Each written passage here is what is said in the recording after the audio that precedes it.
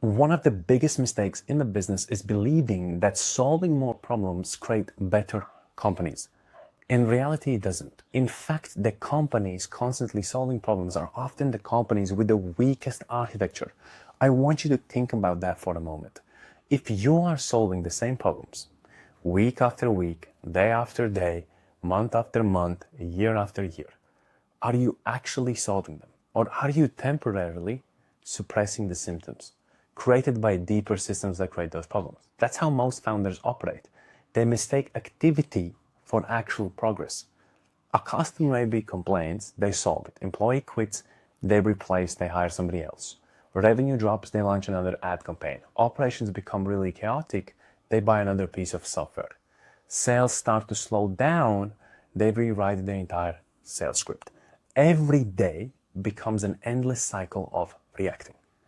React, solve, repeat. React, solve, and then repeat. And because they are constantly moving, they have convinced themselves they are making a lot of progress. But let me ask you a question. Let's say if you are so good at solving these problems, why do the same problems keep coming back to you? Think about your own business. Revenue grows, then it slows. You hire great people, then performance suddenly starts slipping. You improve sales, then fulfillment becomes the bottleneck. You fix fulfillment, then communication breaks down. You solve one problem only to discover that there's another problem inside of the business. Have you ever considered that maybe, just maybe, your business isn't full of problems? Maybe it's perfectly designed to create problems. That's an uncomfortable thought you have to think about. But it completely changed the way I think about business. Because I stopped asking, how do I solve this problem? And I started asking, what system is producing this outcome? And here is the kicker, the single question that changed everything. Because a great CEO understands something fundamentally different. Recording problems are never random. They are messages, messages telling you exactly where your business architecture is currently failing you. Imagine walking into a hospital with a fever, not disease. Would you trust a doctor who simply gave you medication to reduce the temperature without trying to understand why you had the fever in the first place? Of course not, because the fever isn't the disease, it's evidence. Evidence that something deeper inside the body isn't functioning properly. Businesses work exactly the same way. Revenue isn't the disease. Customer churn isn't the disease. High employee turnover isn't the disease. Founder dependency also is not disease. Operation chaos is also not disease. They're all just symptoms, symptoms that are produced by systems. And that's the first thing every great CEO understands. They don't spend their lives treating symptoms. They redesign the systems that create them in the first place, which brings me to the first law of business, systems architecture.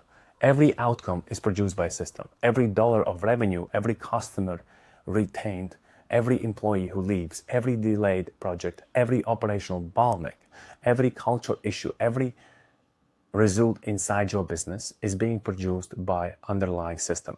If you change the system, not the symptom, and the outcome changes, that's when you have solved the problem. If you ignore the systems, and the symptoms will keep returning back. That's the difference between a founder and an architect. The founder becomes better solving problems. A great CEO builds businesses where those problems become increasingly rare. And that's exactly what we are going to explore in this video. So I want to actually show you the way I diagnose businesses, the way I think about businesses, because there's a huge difference thinking about business like an actual elite CEO or just an operator. Because there's a different CEO level thinking about businesses and there's a different operator level thinking about businesses.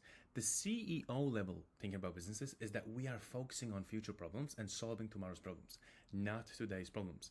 Where an operator level thinking is only focusing on the symptoms of solving today's problems. And the big difference is this, that if you focus on solving tomorrow's problems, there's only about 30 to 50% chance that that same problem will happen again, but you already have a system designed for that. So that system helps you to solve that problem. However, on the other hand, is that operator level thinking, focusing on today's problems, means that we have 80 to 90% of chance the same problem will happen again. And this is why every outcome is produced by a system. Every outcome. I mean revenue, profit, culture, customer retention, employee performance, innovation, and execution. Every single one is produced by a system, which means if you're constantly solving the same problems, you're solving the wrong things. Because the problems that are being caused in the business, the symptom problems, are caused by a system. And so by focusing only on the symptom, we are ignoring the cause, which is the system itself that produced that problem in the first place. And this is why the same problem will keep happening again, because we're not focusing on the cause that actually caused the symptom to happen.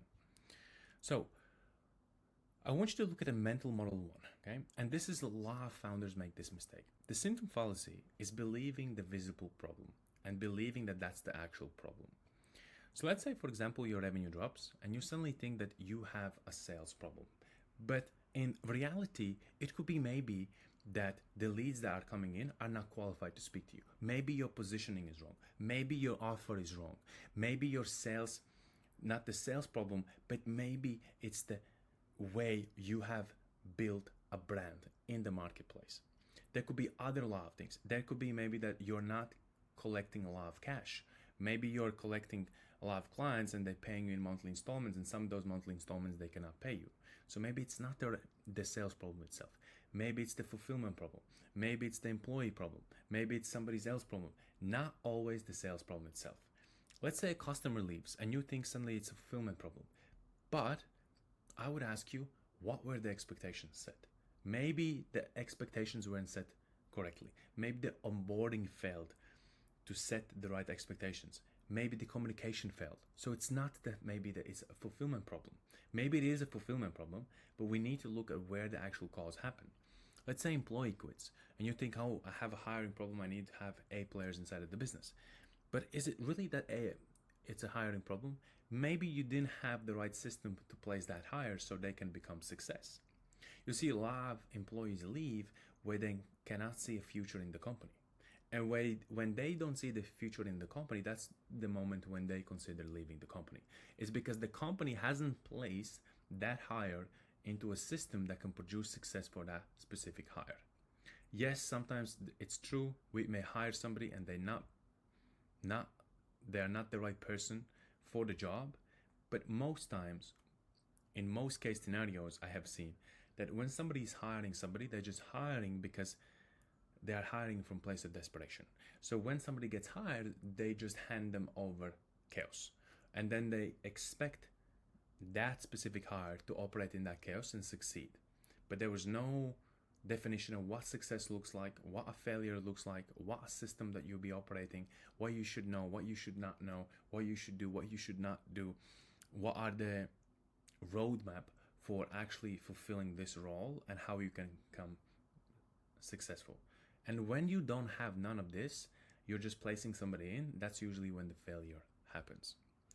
And yes, sometimes your revenue may drop. It could be a sales problem. Customer leaves. It could be a fulfillment problem. Employee leaves. It could be a hiring problem. Yes, I'm not saying that usually that's not the case. What I'm saying is there are also other things to look at before you just say, hey, revenue drops, and we first go to the symptom because we think, hey, it could be the sales. When you look at the right systems, you will start to really understand which system produced that outcome, and then what exactly is happening with the system and why we are currently have, for example, revenue dropping or customers leaving or employees quitting, right? I want you to understand that these all are symptoms, they're not causes. So imagine walking into a hospital with a fever. And would you trust a doctor who simply gave you medication for disease because he thought maybe your fever is actually the cause of disease, without even asking you why you have the fever, how you're feeling, when did this happen, without even getting more information? Of course not. You probably will not trust that specific doctor because he doesn't understand your specific situation. He doesn't understand the main cause of how the fever happened. He doesn't have a timeline. He doesn't have a history. He doesn't have experience with you. Because fever itself isn't disease. It's just evidence. Businesses work exactly the same way. The visible problem is almost never where the real problem exists. And great CEOs know this. They don't chase symptoms, they diagnose systems. The mental model 2 is the architectural principle, which is really important. Instead of you acting as a bricklayer inside of your business, I want you to act as an architect. What is the difference? The difference is that a bricklayer would just focus on today's activities. And the full day is fulfilled with busy activities. And so yes, it feels like we were very busy because we were tackling a lot of things. But when we look at that day entirely, or entire week, or entire month, we understand that the business hasn't even moved an inch. And the reason for it is that we were acting as bricklayers. We were not acting as architects, designing the right systems to move the business forward or to make the business life much easier when it enters a different phase or different stage. So this is the reason I call this the architectural principle. Businesses never produce random outcomes. Yes, I have heard a lot of founders say, well, the market is against me, there are certain circumstances, there is this happening, that the family is happening, my personal life, and it's usually kind of pointing towards the outer circumstances. But I don't believe that that's the problem. I believe that each of outcomes in the business are not random acts, they are produced by architectural outcomes. I want you to think about a skyscraper. Imagine the 20th floor develops cracks. Do you think that engineers would go and redesign the 20th floor and be like, yeah, we just need to redesign it and it will be fine? I don't think so. Because when I studied architecture, I understood one thing. The way you build skyscrapers or any building is based on the foundation you lay in first. So the foundation matters more than just building the stores upon stores. What would they do? They would inspect the foundation because they understand something. Visible failure are usually caused by invisible design decisions. And so if you want to build a skyscraper, you need to have the right foundation. If you want to build a big business, you need to have the right foundation right now. Because eventually, you are only going to be getting the result that your business has been designed to get. And you can only blame the architecture for that. Business is exactly in the same way. Revenue is your 20th floor. Culture is your 20th floor. Leadership is your 20th floor. Execution is one of the 20th floors as well. That 20th floor is all based on the foundation you have laid in from the start. The architecture underneath determines everything above it as well. And that's why I always say business never outperforms their architecture. If you are only getting 100K a month, then your business is only designed to get 100K a month because your architecture eventually has been designed to only produce that specific outcome. And if you want to change the outcome, you need to change the entire architecture as well. The mental model number 3 is the firefighting trap, which I think a lot of founders fall into this one. So this is, I believe, the biggest one that keeps most founders trapped. Every day you answer emails, you fix clients, you solve staff issues, handle complaints, jump into the Slack, join emergency meetings, trying to manage everything. And by end of the day, I already said this before, you feel really productive, you feel like you did a lot, but looking over the 1 month, you understand that the business hasn't even moved an inch, right? But you still, every single day you really felt productive. But here's the uncomfortable question. Did you improve the business or did you simply keep it alive? That's the big question you need to ask yourself. Firefighting creates illusion of progress because we are very busy, we are doing a lot of things, but at the end of the day, did that firefighting actually move the business forward? Did it move the needle for the business today? So founders are rewarded for solving today's problems, but CEOs are rewarded for making sure those problems never happen again. Okay? That's the big difference between a CEO level thinking and an operator level thinking. Imagine two CEOs. A CEO A solves 50 problems every week. A CEO B solves only 5 problems. Let me ask you, which CEO is better? Most of you on this would also say, hey, it's a CEO A. Why? Because you strongly believe that by solving more problems, they are looking more productive, they are doing more, there's more things to do, they're learning more, they're just being more active, right? But I would completely disagree with this because I want to know something else. How many of those 50 problems should never happen in the first place? How many of them never have actually existed? If 50 recurring problems disappear because the system improved, that's far valuable than solving 50 individual problems again. The goal isn't become the world's best firefighter or the guy who knows everything. The goal is to build a company that rarely catches fire or rarely actually needs you. This leads me to mental model number 4, which is the CEO diagnostic loop. Every great CEO follows the same thinking process, not consciously, but consistently. I call it the CEO diagnostic loop. So you observe your business, you diagnose, you redesign, you measure, and you repeat. I want you to notice what is here missing when you are operating on an operator's level. They're reacting. Usually, most of operators are reacting to what is happening. A great CEO never reacts. He only responds to what he's creating. A great CEO doesn't react first. They diagnose first, and then they respond to what they have actually diagnosed. Because if you diagnose wrong, your solution will be wrong at the same time. So this is why I tell you again, focusing on only symptoms is only gonna cause more symptoms, because by focusing on a symptom is not actually solving the big problem that caused the symptom in the first place. It's only solving the symptom itself. Imagine a customer's retention falls by 20%. Most founders immediately would ask, how do we retain more customers? That's the wrong question to ask. An elite CEO asks, where did this actually begin? What was actually wrong with this entire process, with this entire system? Was the wrong customer actually sold? Were expectations set incorrectly? Did onboarding fail? Did delivery fail? Did communication fail? Did leadership fail? Did incentives create the wrong behavior? How did this happen? That's the way a CEO level thinks. An operator would just say, hey, customer retention falls by 20%.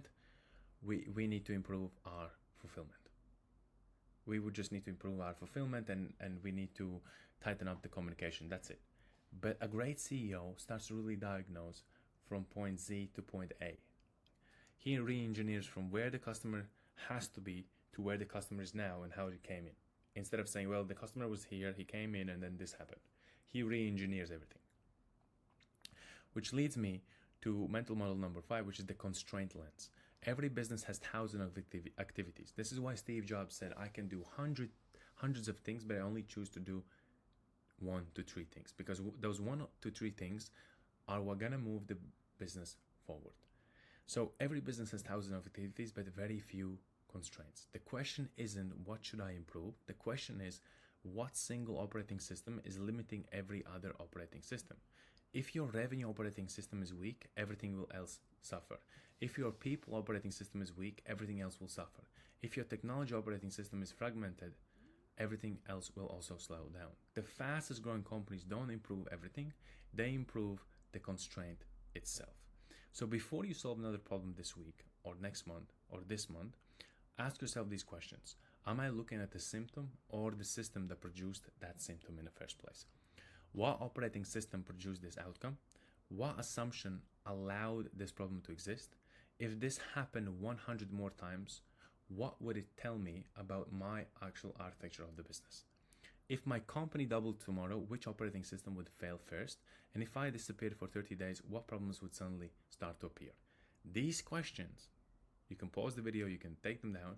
These questions will help you to better understand where you currently are inside of your business, what are the weaknesses inside of your business, and what you need to focus on next. Because those problems already exist. They are simply waiting for growth to expose them. You need to understand this.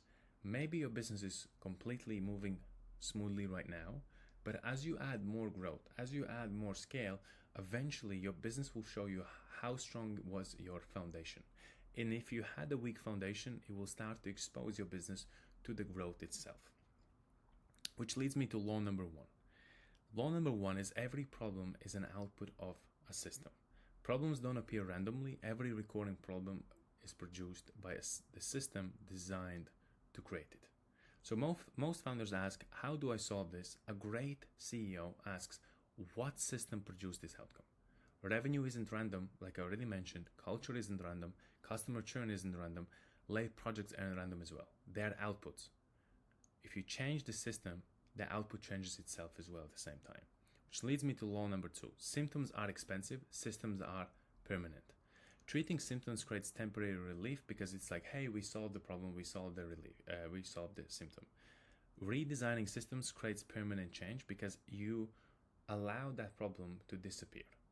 A customer complains, most founders solve the complaint. A great CEO asks, why was this complaint possible? Why wasn't it prevented? What process allowed this to actually happen? Every symptom is actually evidence of what's happening beneath the system itself, beneath the architecture. The system is always the real actual problem. Law number 3. Businesses never outperform their architecture is the other one. It's the results you currently are getting. And if you're saying, well, I want to get to the next level, but I can't get to the next level, it's because your architecture, the way you have designed your business, only can get you the results you currently are getting. No less, no more. And so like if you're making 100K, your business has been made for 100K. If you're making 10K, your business has been made for 10K. If you're making 1 million a month, your business has been created to make 1 million a month. It's because the foundation underneath it only supports 1 million a month. Anything underneath is what you don't see. Anything on the surface level are the symptoms that you see. And so the symptoms are usually attached to the main causes, which are below the foundation as well. So that's why it's really important for you to understand. First thing, in order for you to really grow your business and scale your business, doesn't come by adding more clients inside of your business. It doesn't come by adding more leads. It comes by having the right architecture, because eventually what every founder wants. Yes, we want to make money, but we want to have a durable business, because I don't think that I don't think anyone watching this wants to have 100 million in the bank and doesn't see the daylight. I don't think anybody wants that. I think everybody wants to enjoy that money as well, and they want to have the business that they really want that is growing without them consistently, not by them being 100 hours a week inside of the business doing absolutely everything. I don't think at that stage your business actually is growing. I think at that stage your business is disintegrating. So it's really important to understand that everything underneath your business is supporting the architecture of your business right now. So law number 4, every fire you extinguish without redesigning the system guarantees another fire later on. Recurring problems are unpaid architectural debts. Every time you solve the same problem twice, you discover the broken operating system. A great CEOs don't celebrate solving fires. They celebrate eliminating the conditions that created the fire in the first place. This is why, again, I tell you, the systems matter more than just the fires, or more than just the symptoms, or more than just the results that you see. Results that you see are not the results that actually are happening because of what you think they are happening. If you don't diagnose and you assume, you're just making assumptions. This is why it's important to really ask yourself, what system produces that result? And could it be that the system currently is broken, and that I need to redesign and re-engineer the entire system in the first place so that problem doesn't happen, okay? This is why elite companies become calmer as they grow, because they're building the right systems. And elite companies do not get more chaotic because they have the right systems, the right infrastructure that helps them to go and go. So law number 5 is CEOs don't solve problems, they engineer better systems. The job of a CEO isn't to become the best problem solver, it's to become the best system designer. Founders solve today's issues. CEOs ask, how do we make this impossible in the future?